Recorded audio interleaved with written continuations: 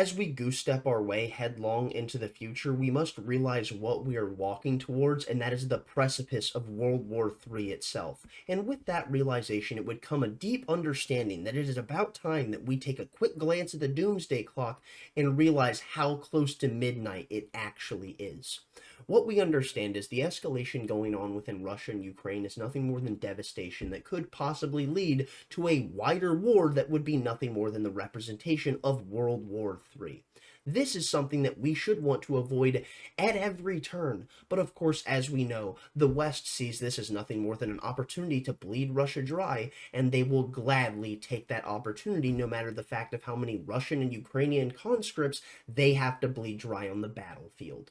What we realize is that the most recent escalations that we've seen with Russia's use of ICBMs, intercontinental ballistic missiles, firing and then impacting deep within Ukraine, this should have been the biggest red flag for anyone within the West to realize that the most recent impacts within Russia proper, roughly 100 miles deep by using Western weaponry akin to ATACMS and Storm Shadow missiles that was provided by the United States and the United Kingdom, represents a huge escalation in this conflict, as weaponry such as this can only be used with Western intelligence to guide the armaments themselves deep within Russia proper, meaning the West is now deeply and intrinsically involved in striking the Russian heartland. And because of this fact, what we can understand is Putin was going to react. And in doing so, we saw his deployment of ICBMs. And now, apparently, after that deployment, France is now wanting to jump into the fray, as they are now sending their scout missiles to Ukraine to fire deep within Russia, just as we have already seen with the Storm Shadow missiles and the ATACMS provided from the West. Once again, we see another step towards complete and total escalation, and it does not appear any of these Western nations have any desire to see this conflict brought to a close. So now let's go ahead, jump in, and throw it into that footage of Putin's ICBMs impacting Ukraine, and then we'll move on and see what else this conflict has for us.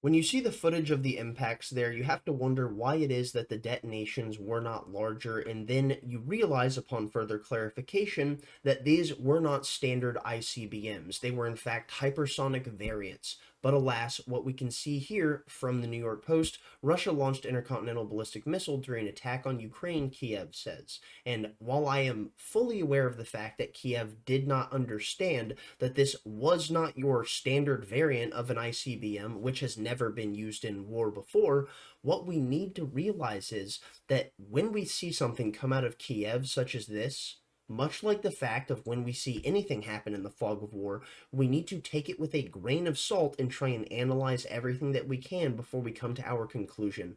Because much like what we saw with the Ukrainian missile that ended up impacting in Poland, landing on a farm and killing 2 people, when this happened, within moments of the announcement of this missile impacting a NATO country, what did Zelensky do? He came forward and stated, well, you see, this was Russia.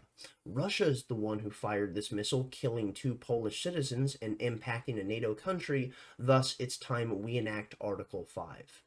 Unbelievable, because it was nothing more than a lie, but alas, when you see something like this come out of Kiev, or a statement come out of Russia itself, you should be concerned about whether what we're dealing with is true, and you should try and suss it out yourself.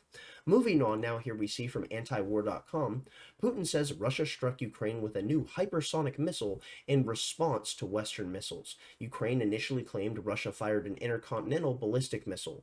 And one thing that we need to address here is that this is a variant of an ICBM, so in part, they were correct. So this is still the first time we've seen an ICBM ever be used in combat. Moving on. Russian President Vladimir Putin said Thursday that Russia fired a new hypersonic ballistic missile at a Ukrainian military factory in Dnipro in response to US and British long-range missiles being fired into Russian territory. There was, among other things, a combat conditions test of one of Russia's newest intermediate-range missile systems. In this case, it was a ballistic missile in a non-nuclear hypersonic version, Putin said, according to TASS.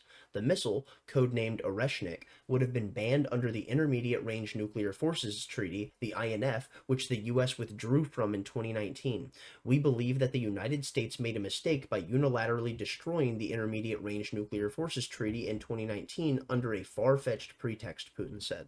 Remarkable, is it not? Once again, we see the actions of the West being the things that allows the current actions that are going on in Ukraine, because the only reason a strike such as this was even possible is because of the West withdrawing from the INF Treaty in 2019. Absolutely unbelievable. Getting back to it now, we see Ukrainian officials initially claimed that Russia had fired an intercontinental ballistic missile, or ICBM, into Dnipro, but that was quickly contradicted by US and other Western officials. The Pentagon later said the new missile was based on Russia's ICBM model and that Russia had notified the US before the launch, which was confirmed by the Kremlin. So what does that tell us? That this was not about wreaking havoc, death, and destruction upon Ukraine? No. This was simply a show of force, effectively nothing more than a tit for tat. You hit us, we're going to have to hit you. Russia's use of its new missile came after Ukraine launched US ATACMS and British Storm Shadow missiles into Russian territory, which we now understand they will also soon have missiles from the French, having capability of firing up to 150 miles. The escalation came after President Biden authorized Ukraine to use longer-range missiles which required direct NATO support to be fired.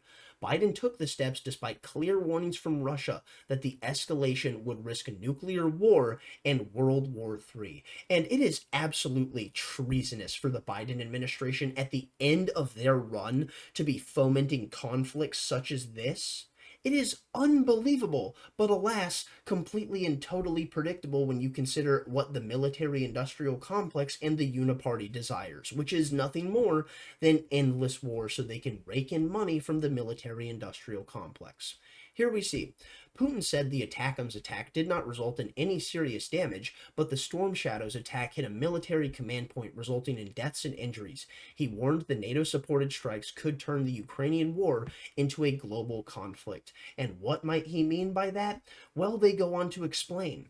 We consider ourselves entitled to use our weapons against the military facilities of those countries that allow their weapons to be used against our facilities, Putin said. If anyone else doubts this, then they are wrong, and there will be a response. Which, when I read that, it makes me wonder what will possibly come down the line when we see a country such as France, even after Putin has made an announcement such as this, claiming that they will be giving their weaponry to Ukraine as well to fire within the Russian heartland. In response to Biden authorizing the long-range strikes on Russian territory, Putin formally changed Russia's nuclear doctrine, which now considers an attack by a non-nuclear armed state that's supported by a nuclear-armed power as a joint attack. The doctrine allows the use of nuclear weapons in response to a conventional attack against Russia or Belarus if it is deemed a critical threat to Russian sovereignty. And when we see statements like this made from Russia, all we hear from those within the corporate press, from ABC to CBS to NBC to Fox News, is literally laughing at the fact of the threat to Russian sovereignty. Because apparently these people see nothing more than hilarious jokes to come from the endless devastation of people having to walk through the streets that are littered from the corpses of their loved ones and their neighbors. I absolutely despise the corporate press, and laughing at war and the aftermath of it is nothing more than a glowing example as to why. Moving on now, here we see from Newsweek, Ukraine must recognize the war's reality, retired U.S. Lieutenant Colonel says. Ukraine must accept they cannot win the war against Russia, and the only way to end the conflict is to enter into negotiations, a retired lieutenant colonel has said. Daniel Davis, a military veteran and senior fellow at Defense Priorities, told Fox News the war in Eastern Europe is militarily lost and that the open-ended for as long as it takes support strategy to help Ukraine win will not work. Davis, a supporter of Donald Trump, appeared on Fox Report with John Scott to discuss the president-elect's pledge to end the near three-year war in one day once he enters office.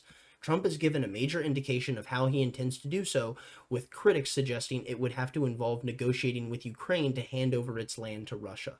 When Scott asked Davis whether any peace negotiations would ultimately end up with Ukraine losing huge chunks of its valuable territory to Russia, Davis replied, "People say that in the current administration as though there's any actual choice to be made. There is not. The war is militarily lost, and it has been really since late 2022 and even before this disastrous offensive took place in 2023.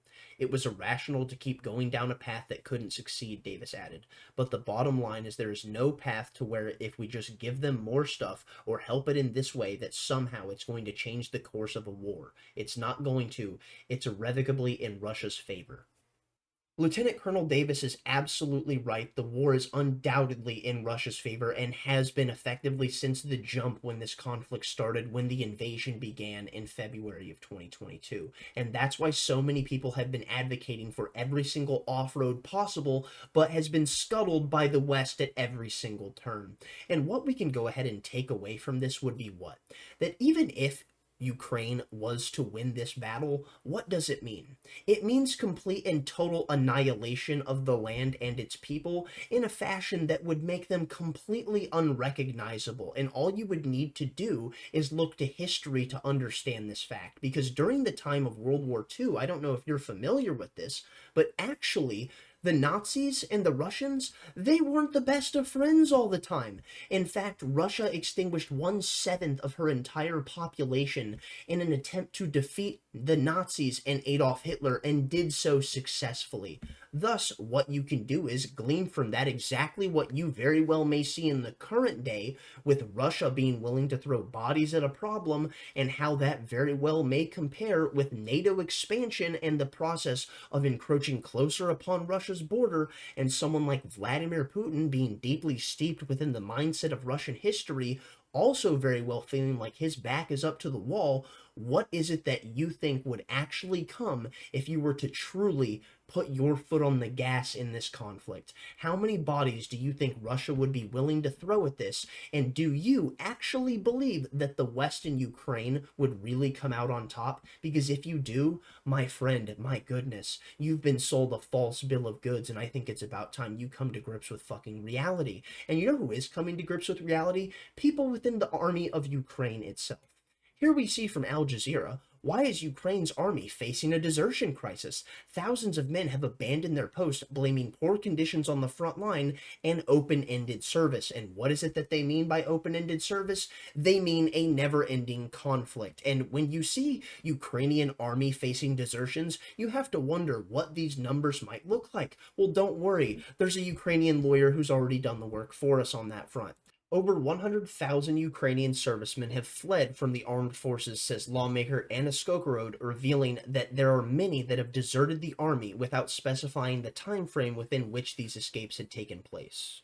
So not only do we see Ukrainian servicemen abandoning their post en masse because of the apparent standards that they see their time within the military as being open-ended because of this conflict seeming never-ending, well, it would appear that there are also many who have come to this conclusion that this conflict will be never-ending because of the fact that we very well may have started World War III, as seen here from the Libertarian Institute.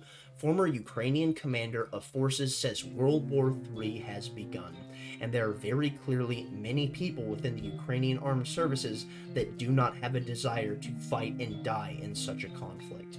I'm going to go ahead and call it there. Thank you for watching if you got this far. Thumbs up if you liked it, thumbs down if you didn't. Tell me where I'm wrong in the comment section down below, and most importantly, my friends, please go tell someone you love them.